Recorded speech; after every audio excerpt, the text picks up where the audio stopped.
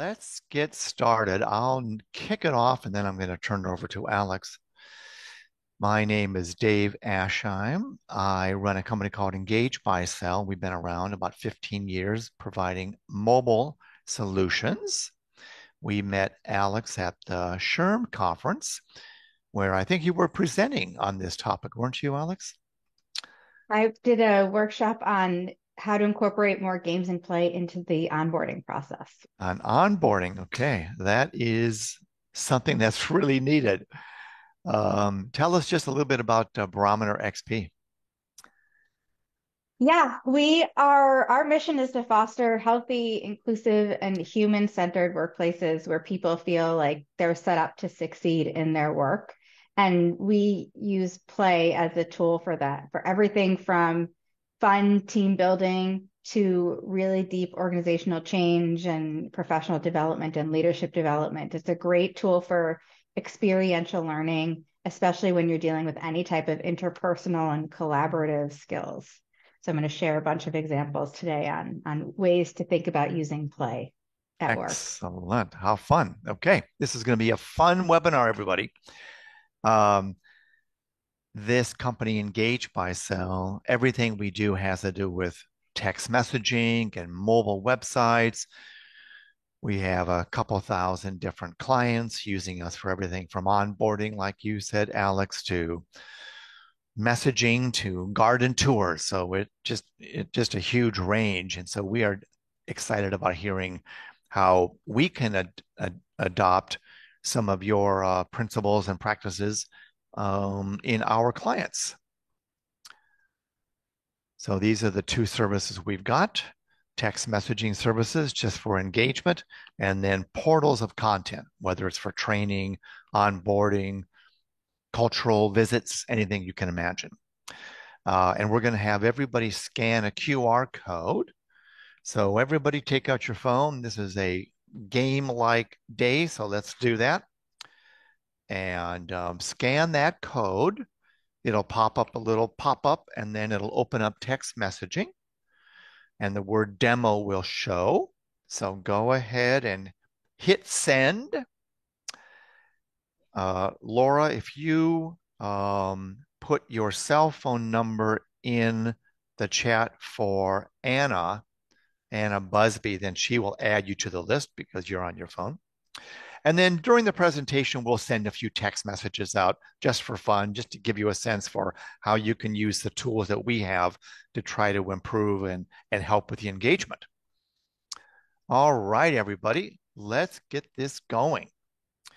Um, Alex, we're going to turn it over to you. I will hide my camera and take it away. And then you can also explain how you would like people to chat in the chat window. Yes, absolutely.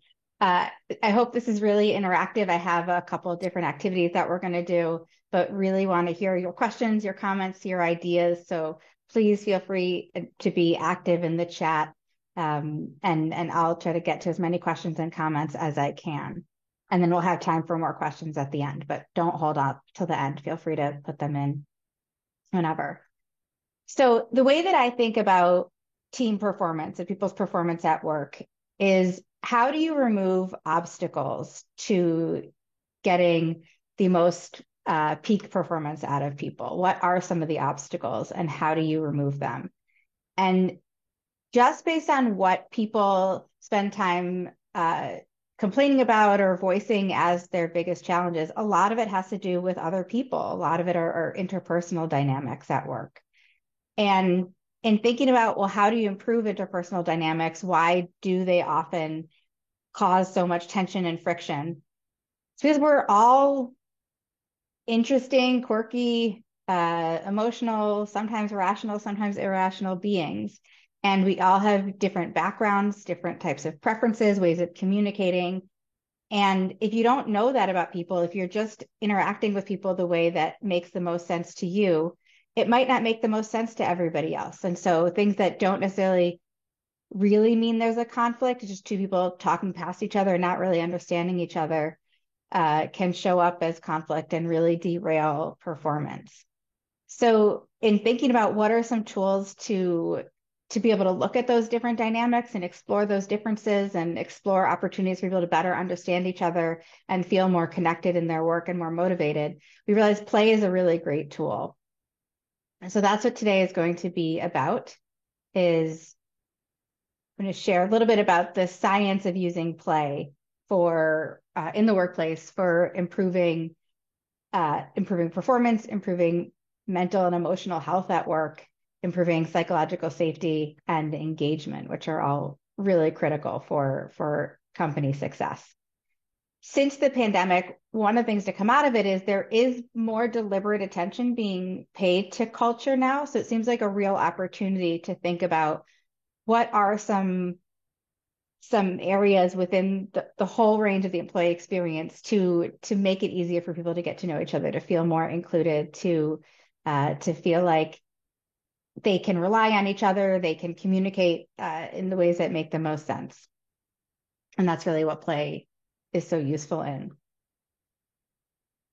A big part of play, not the main part, but a huge part is joy, just creating these moments of laughter and happiness at work. If work is all serious, you're going to drain people. People are not going to feel as motivated. They're not going to feel excited. They'll feel alienated. So there's a real case to be made for investing in opportunities for joy. These are some stats from a Forbes article from a couple of years ago that estimate that 90,000 hours in the average adult lifetime is spent at work, which is a third of our life and half of our waking hours, because another third of it we're sleeping. So half of our waking hours are spent working. Some of the biggest indicators of employee success are relationships. Do people feel like they're connected to other people? They feel like their work is contributing to something meaningful, that they feel like their role is important, that they're connected to other people. So creating more opportunities for people to experience joy and connect with each other is going to have an enormous effect on just their morale, and by that way, their performance as well. And unhappy employees are more costly. They have higher healthcare costs. They're more likely to have on-the-job accidents. They're going to be less engaged and less conscientious about the quality of their work. So it's going to be poorer performance. So creating happier, more joyous workplaces is a really sound investment that's going to pay off in many different ways. So today what I'm going to talk about are 3 different use cases for using play to enhance joy and connection at work. The first is enhancing employee engagement. The second is boosting team productivity. And the third is using play to catalyze culture change. This is, as I mentioned before, going to be really interactive. So we're actually going to kick it off with a question that I'm going to share with you all. I'm going to go to another tool called Slido. What is your gut reaction to the idea of play at work, playing games with your colleagues or with your fellow leadership team or other colleagues of yours within the workplace setting? You want to scan this QR code, or you can go to slido.com and type in this code. I would love to see your responses.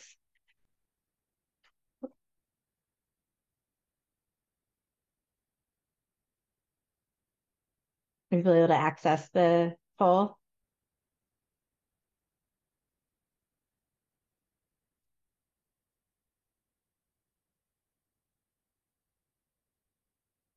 Wow. I appreciate that most people said you like games. I'm very used to a lot of people who find it really cringy. There's always examples of play sessions that went poorly, whether it's the stereotypical ropes course or a trivia night at a happy hour or something.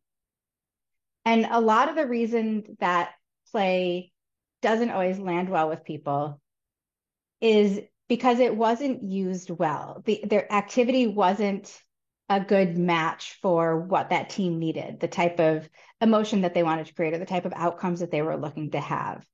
and it maybe the instructions weren't clear, and that's going to make a negative experience for people, because if people don't know what's expected of them, they don't know what success looks like, they're going to be much less willing to be vulnerable and fully engaged.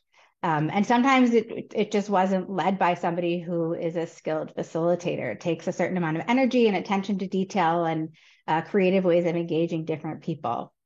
So a lot of the work that I do is, how do you make play at work a more positive experience? And we do that through both facilitating with teams, but also training other people on how to bring games in and how to lead games. So one story that I'd like to share about a play session that did not go well is, this is an accounting firm. This is not one of my clients. This is anecdotally from someone in my community. It was an accounting and finance firm who, those are often very introverted people. They don't interact a lot. And the company really wanted people to feel more connected with each other, to share information across teams and across departments. People were working very isolated. And so they decided for their fun team outing that they were going to go bowling. Well, bowling is not an interactive activity.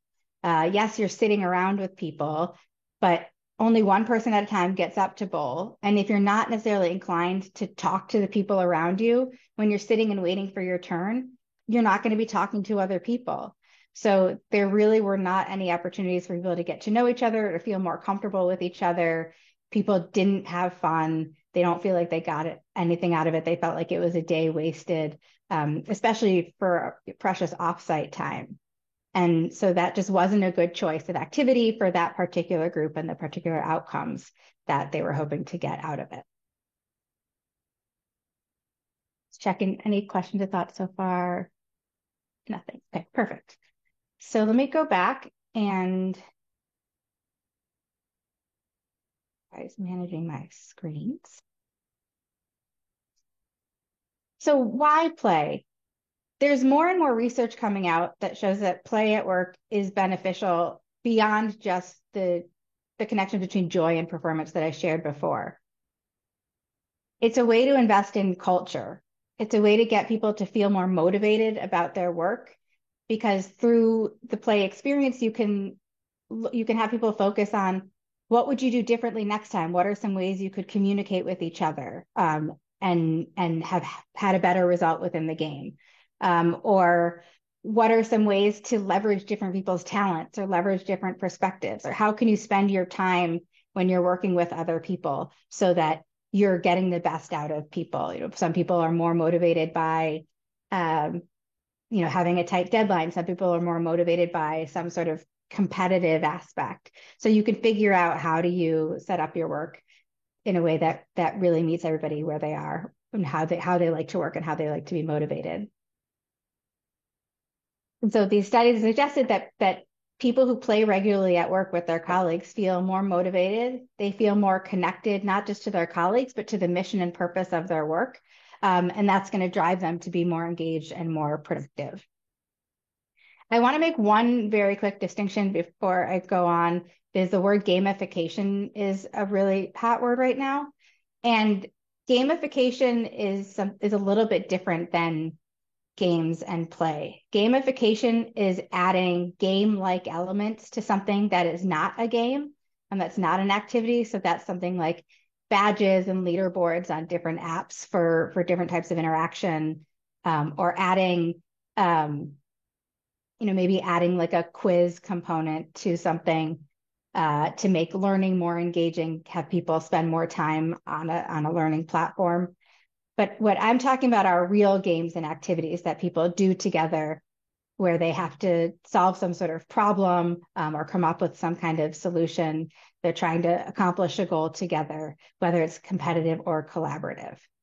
So I hope that was helpful. And when you hear the word gamification, it's not necessarily bad, but it's more linked to the attention economy and how do you keep people's attention on a particular application or on a particular initiative.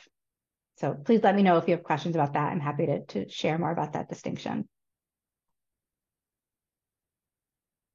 And then play and work have a lot in common.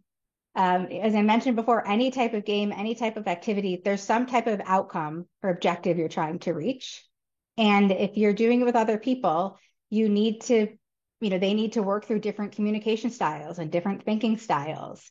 There's going to be different approaches to plan and strategy and process. And how do you balance different needs? How do you balance different perspectives in order to reach that goal? And how do you balance? Sometimes there's tension between an individual goal and the collective goal, or the individual values and the collective values. So how do you balance those? How do you get people to buy in to something that might be a little bit different than what's most intuitive to them? And these are all dynamics that come up in the workplace. And so it's a great way to practice them and to come up with the language to talk about them and work through some of these differences within the lower stakes context of a game. Any questions so far? A good question, Dave. Do games need to be tied to a work task? It depends. I usually, the way that I am using games is to focus not so much on the substance of work, but on the interpersonal piece. How do you communicate with each other? How do you understand each other? How does a particular team like to get instructions or like to get feedback? So it's more working on that culture component, or developing emotional intelligence and interpersonal skills. But you can absolutely use games as a way to tie to specific work tasks. So, I mean, for example, if you're trying to get people better at like project management or time management, there are games that have that particular mechanic in it, and you can have people practice how they work through that more successfully. So hopefully that was a helpful answer, and happy to talk more about that at the end. So now I'm going to share 3 different levels of depth, 3 different types of outcomes that you can get through play. And this is the most important and first decision to make when you're bringing games or play into any type of workplace situation is, what do you want people to get out of it? Do you want just team bonding, spending time together, fostering new connections, learning stories about the people you work with, getting to see your colleagues as a 3D person and not just the role and the responsibilities that they have, or that you interact with in your transactions with them? And that in and of itself is a really valuable outcome. I like to think of it as building up your goodwill bank towards other people. The more positive experiences you have with someone else, the more likely you are to give them the benefit of the doubt when they do something that you don't like, or they ask you a question when you're really busy. If you don't have these relationships with people and you're having a really stressful day and somebody comes and asks you a question that seems like it's coming out of left field, it's really easy to say, this person doesn't care about my work. They're just trying to screw me over, or they don't know what's going on. If it's somebody that you know and trust and have had good experiences with, you're going to be able to say, hey, I'm really busy. Is it okay if I get back to you on this later? And you're going to give them the benefit of the doubt and be more positive in your interaction with them, which is going to preserve the relationship and preserve the working dynamics going forward. So that's team bonding. That's the tip of the iceberg. If you go down a level, it's what we call team building, and that's using play to better understand your own behavior and preferences, as well as your colleagues' behaviors and preferences. So you're trying to strengthen the individual connection. So I can give an example of, let's say we were all playing the game Pictionary together, and I thought it was really fun. I got really fired up that there was a timer that only gave me a minute to draw. But somebody else, I'll just pick on Dave because he asked that question. Maybe Dave finds that really, really stressful. And, he doesn't like having a time constraint, especially when it's something creative. And so he either withdraws and isn't really performing his best. Well, that's a really healthy thing and helpful thing for me to know about my colleague, Dave. Figure out when we're working together and there's a tight deadline, how can we support each other so we both feel like we can perform our best? Another type of helpful dynamic is, who are the people that are really focused on detailed instructions and basically need to hear not only all the rules of the game, but all the possible permutations and contingencies before they'll start to play. And then there's the people that are like, let's just figure it out as we go and we can make up our own rules if something's not clear. those types of preferences show up at work and starting a new project. Some people are like, we have to talk through the entire plan. We have to think through all these contingencies. We have to, make sure we have all these resources in order. And some people will say, let's just dive in and figure it out as you go. Well, in order to have a positive experience and have a positive outcome with that project, you need those different perspectives to be able to work together and understand each other. So games are a really great way to have those conversations and figure out how to better understand each other and come up with a way to work together going forward. So that's team building. Team development is going even deeper with the reflection to look at how can this particular group of people perform better. So it's less about understanding individuals and more at looking at the dynamics of a whole. Are there too many people who are more detail oriented on this team, and the team could benefit from having someone who is a more big picture creative thinker? Or does everybody in the team prefer to communicate synchronously, through and have conversation, check-in meetings once a week or a couple of times a week rather than being on Slack? So it's looking at what are the tools, what are the cultures, what are aspects of the work environment that a team would need to do better that would really help them. And play is a great way to not only explore what are those needs, but to also work through the change process in adapting to whatever changes you're making.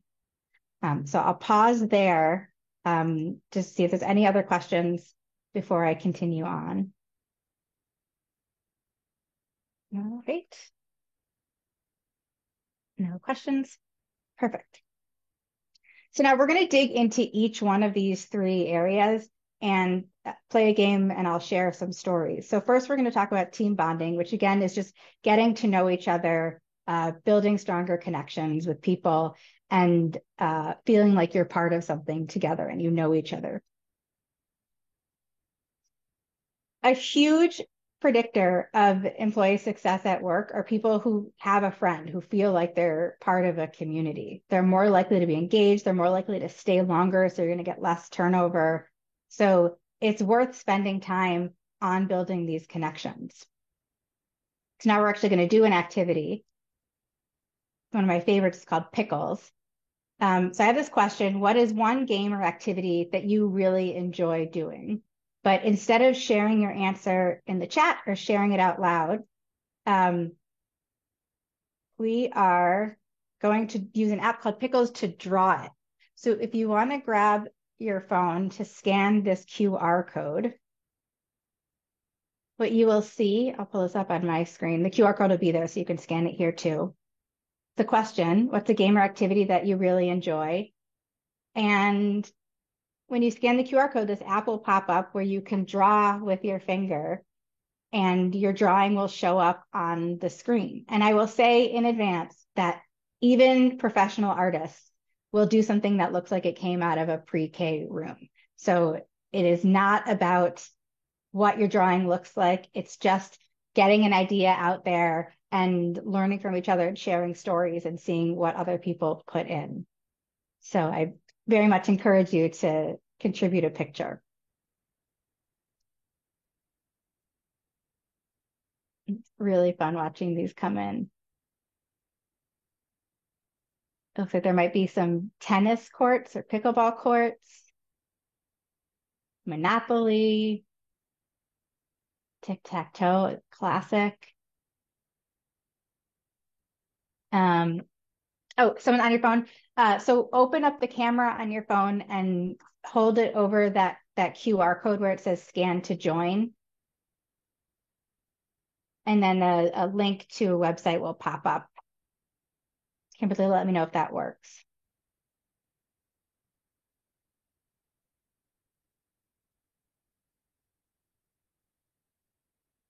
I love these. I'm curious if anyone wants to share in the chat, as you're drawing this or as you're looking at the drawings come in, what are you feeling? What's going through your head? Is it making you curious about what other people's drawings are?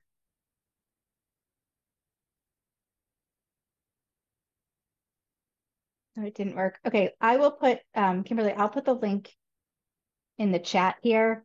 It's harder, a little bit harder to draw with a mouse, but you can still you can still do it. I'm sorry that the app's not working. These are great. There's some really fun pictures in here. I would love to hear the stories behind all of them. Oh, whoever put euchre, I'm a huge euchre player, so we might have to talk euchre after this. So something like this is very quick, it's very easy, and it's a great way to bring out stories and learn a little bit about people. See if you have certain things in common, or learn a little bit about what makes people tick, um, what they do in their spare time. So we're going to do another question. We're going to do it the same way. Share. So now this is another type of conversation that this type of game can open up. What's the most interesting or unusual job you've ever had? And I know it's hard to draw a job, so just an object or an image that reminds you of that. So again, if you want to scan this QR code, and this other question will go up on the screen and we'll see your drawings come in. And I'll go to the next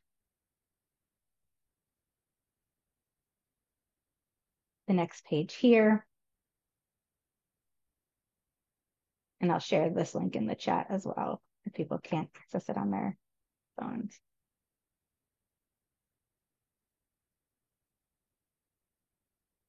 And this question always leads to really fun conversations because you know what your colleagues' jobs are now, but we all had some strange jobs when we were teenagers or when we were early in our career. Maybe you went through a big pivot in your career.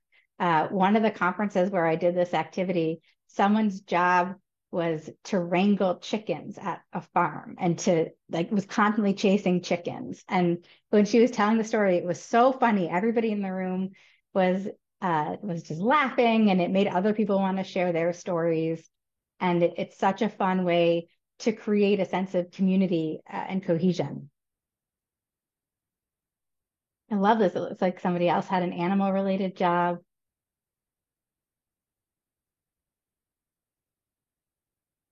Maybe some strawberries and an elephant.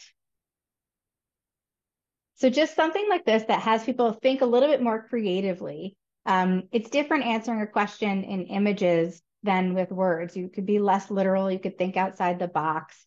It's a way to add in more humor, and an element of curiosity because it's especially because it's a clunky tool. You often need to hear what people were drawing or what they meant by it. So feel free to keep drawing. I'm going to go back to the slides, but this is a really fun tool, and it's free for up to 10 people. So I highly recommend you bring it back to your groups and play it when you want to do something quick and fun. So that was team bonding. Now we're going to go into the team building area, which is for boosting productivity, removing points of friction and misunderstanding between colleagues. So looking at different communication styles, getting agreement on shared roles and values, and navigating different personalities. You think of a team, you have, in this example, there's 5 individuals, but each individual has a relationship with all of the other ones. The relationship doesn't need to be exactly the same, but you want to encourage all of these to be positive relationships where people feel like they can clearly communicate with each other, they're accountable to each other, they can trust each other. And so the more you can learn about people's particular strengths or their pet peeves or their motivators or their backgrounds and skills, the more likely all your interactions are to be positive with them. And so when you're playing a game with that eye towards reflection to better understand your own behavior and other people's behavior, it's a really great way to strengthen these individual bonds. And these are some examples of the type of reflective questions you can play with any game, that you could pair with any game to get into some of those individual differences. So how did I show up? What factors influenced the way I showed up? So this might be, I found this really stressful because I don't like drawing, or this was really fun for me because it was competitive or because it was collaborative. So looking at what are the situational factors that affect people. How did my experience compare to other people, and what's behind some of those differences? What are some patterns that you might recognize in your own behavior and other people's behavior? So an example of a pattern might be, I tend to do really well when it's a more collaborative exercise, or I tend to do really well when I can be in a position of leadership and coordinating. And so looking at what are those patterns and how can you leverage those patterns in your work for better outcomes? And then how can you use this information to be a better colleague or team member?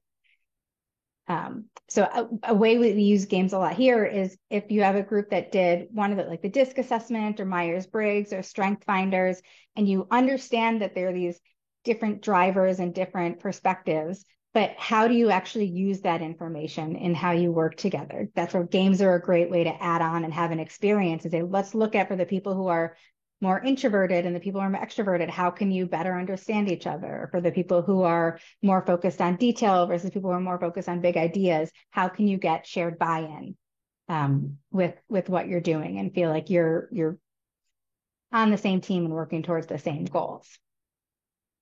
So it ends up opening really great conversations and getting people a chance to practice interacting in different ways to get better outcomes.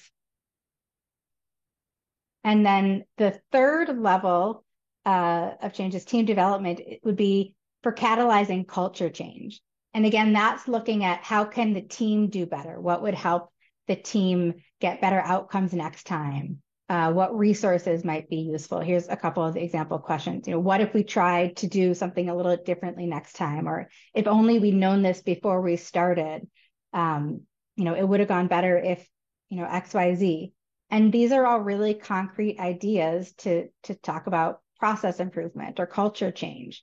And so you can start to think about how do you operationalize these within the context of a game. You can play the game again and say, okay, now we're going to be clear about how we do roles, or we're going to be clear about what success looks like and see if we have that better understanding up front. Do we do better? Do we feel better about how we performed?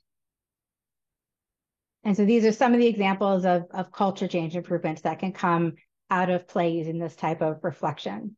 So practicing changes to the process, clarifying what communication channels work best for a team, clarifying roles and expectations, improving how meetings are structured, making sure that you're structuring your meetings in a way that's best for the outcomes that you're looking to get and in the way that people need to be engaged and feel included and that it's a useful way to spend their time. Looking at gaps in knowledge or capacity or tools that could be filled in that would have a really positive impact on performance. So pause there to see if there are any questions about the three different levels of the iceberg and types of use cases for play.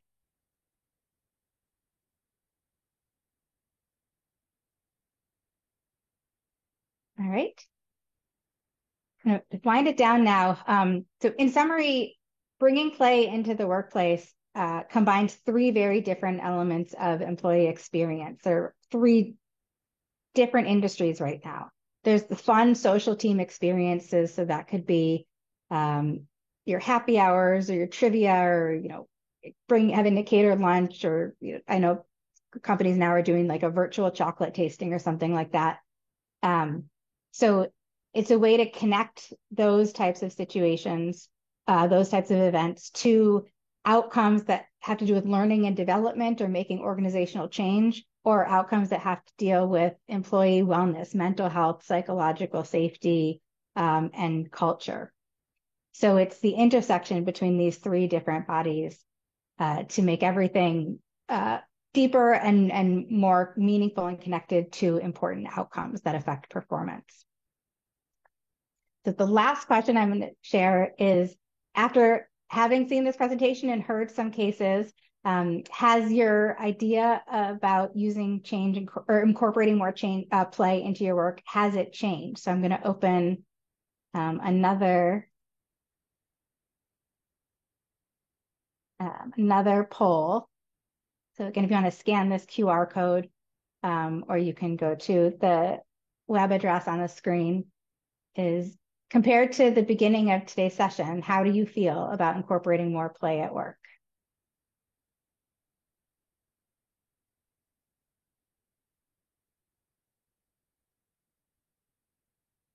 Excellent. So the last thing I want to share is one more QR code. If you're curious to learn more, if you'd like a copy of these slides, just scan this and share your email address, your name and email address with me, and I'll send these. I will also invite you to, on October 1st, my partner is facilitating a virtual game session that's free to sort of take you through what some of our favorite activities are and how to use them. These will be activities that you could absolutely take back to your team. They're very easy to lead and really fun. So if you want an invitation to that session and a copy of these slides, just scan this now and send me your information. I'll also put my contact information in the chat if you want to reach out that way. But I would love to talk more with you about the ways that we help companies through play. People want to learn how to facilitate games themselves to incorporate into their work. I can share information about that. All that is in the chat. And now I'll open it up to questions. Okay. Wow, that was fantastic, Alex. I have a million questions, but maybe some of you folks have some of the same questions I have. So before I take the floor, let's get Christine and everybody else to toss your questions in the chat. All right, there's a good one from Christine, Alex. This is a very hot topic right now, are multiple generations in the workforce. And a lot of the differences that cause tension in multiple generations are different ways of communicating, both the different channels of communication, but also the formality of how people communicate. And so playing games is a great way to get people to share what are their preferences and why do they prefer that way. I know this is something that comes up in Zoom a lot. If I'm doing a workshop with a team and there's people, from people in their 20s to people in their 70s, people who are younger are really comfortable using the chat and putting in comments and reacting with emojis, whereas the older generations who aren't used to having that type of text-based communication available all the time, they find it really stressful. They're just trying to pay attention to what's on video and the audio. And so having a chance to explain what those preferences are and why some people find it more confusing or why people prefer to use it, it's really helpful to just hear those and hear the stories behind that. So I think introducing a game as a way to understand each other better and figure out what are some norms that we can all come up with so that we all feel included, we all feel like we're getting the information that we need. It's a really nice way for different generations to understand each other and be open to finding some type of compromise. I've done sessions like this for a lot of teams. Christina would be happy to share some ideas afterwards if you want to reach out. And Alex, you do sessions virtually, you do sessions in person. So if any of Yeah, both. you would like to talk to Alex about holding sessions and her building one for you folks, that would be awesome. So just Yeah, contact and we do her. everything from 45-minute just team bonding, fun lunch sessions to multi-day retreats and trainings. So happy to talk to anyone who's interested in learning more about that. Let's keep the questions going while they're coming in. I'll ask you a few, Alex. Do you need to have this kind of attitude of games on a continual basis versus once a year? Because so many times bosses say they get this great idea. Let's do a retreat. I went to a SHRM conference and I heard Alex talk. We're going to do this, and then they never hear about it again. What's the frequency you need to have to really build some authenticity with this program? Yeah, that's a great question. I think it's useful to play together on at least a quarterly basis. There might not be time to do something more often, but a lot of it is what comes out in the game experiences, especially if you're adding an element of reflection, is people advocating for themselves. People saying, "Hey, I would have felt better if we did this," or for this particular game, I need to hear the instructions again, or I think it'd be better if we divided the teams this way. And just getting people used to those conversations and comfortable sharing their own needs, get more comfortable asking other people questions about what they need and the differences is so helpful. But it's muscle memory. Those are ways that we're not intuitively used to and comfortable interacting with each other. And so the more you can practice, the more those types of um, interactions become second nature, and people will have them outside of the context of the games too. A lot of the purpose of it is looking at the insights that come from the games and how do you apply that into the real work setting. Mm-hmm. This next question is similar to Christine's. How do you how do you use these tools if everybody is in the office and it's not virtual? Is it a board game like Pictionary? Is it something else? Is it 30 minutes? Is it an hour? What's the guidelines there? Yeah, it can. I mean, the beauty is there's so many different types of games, and they're all valuable for something. One of the things that we are doing is building a database of games and cataloging them by what are the team dynamics that take place within that game. So if it is sort of intergenerational or intercultural, a game that brings out storytelling would be really helpful to hear from other people and to build that empathy and curiosity. So those would be good types of games to play. You might not want to play a game that has really intricate rules or that's very competitive because that might exacerbate divisions that are there. So it's all about, and this one thing that I help do is figure out what's the right kind of game for the team that you have, for the conversations and insights that you want to spark. For games where people speak different languages, something that has a visual component, like that pickles activity we did, can be really useful because it's sharing information visually.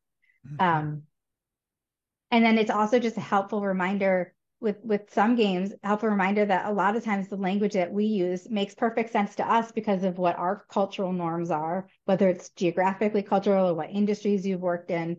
But just a reminder that um, we can't assume that everybody has the same references and the same connotations and understanding that we do.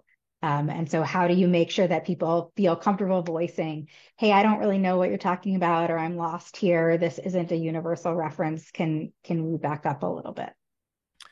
Alex, how would you recommend people get their bosses, the supervisors on board with this concept of play if it's not tied to a specific training exercise? And much of what you're showing is not really tied to a specific business thing. So, what's the ammunition we can all use for those conversations?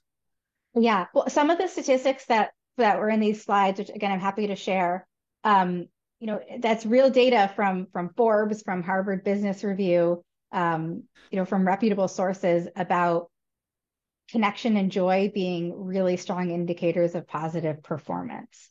And a lot of times, the way to increase positive performance and productivity is to remove points of tension.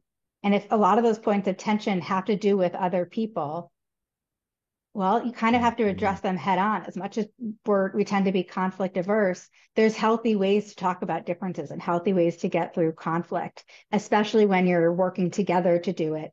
And there's that sense of shared accountability, shared ownership, and shared investment in the outcome.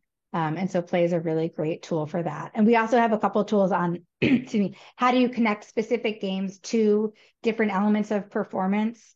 So again, that's something else I'd be happy to share information about if people are interested. I would bet most people listening to this webinar are thinking, I'm sold. I don't know where to go, which is one more plug for contacting you because you've been doing this for years and years and years. You know the kinds of games. So I'm not recommending everybody just go to Google and say, how do I find a culture language difference for remote team game? Just ask Alex and she can help you do this. Yeah. Um, And again, I'll share my contact information in the chat, as well as a link to a blog article I wrote about uh, choosing the right game and facilitating play and what are some tips to make it go well and pitfalls to avoid. nice. Um, any more questions for Alex? If not, um, will show you the final slide, our contact info. A lot of games can use and be served by mobile technology. That's why we're here. So if you've ever thought about using mobile technology for better engagement and text messaging and mobile games, let us know. And for all of the things we talked about with Play, then please contact Alex. Um, I think that's probably a wrap, Alex. Thank you so much for your insights. I think we all learned a great deal about the concept of play, and the difference between play and gamification was interesting. So thanks for that insight. And we'll hang out if anybody has more questions, but otherwise, we'll send you a copy of this webinar tomorrow. Thanks. Thanks very much, everybody.